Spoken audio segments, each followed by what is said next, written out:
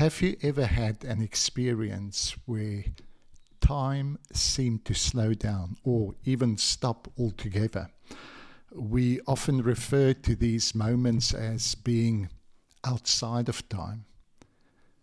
But what if that is a fundamental misunderstanding of the nature of time, the ontology of time? What if these moments of profound awareness do not indicate the absence of time, but rather that we are fully present, as we should be? In the article attached to this video, I explore some of the metaphors that we use for describing time and our experience of it.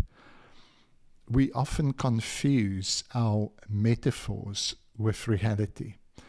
And what I hope to do is to challenge some of the popular notions that intense and creative experiences happen outside of time. We'll trace this limiting metaphor back to thinkers like Anselm of Canterbury and explore the profound problem it creates. How can a God who is changeless, eternally changeless, be loving, relational, and actively involved in your world? There are better metaphors and better ways of understanding time.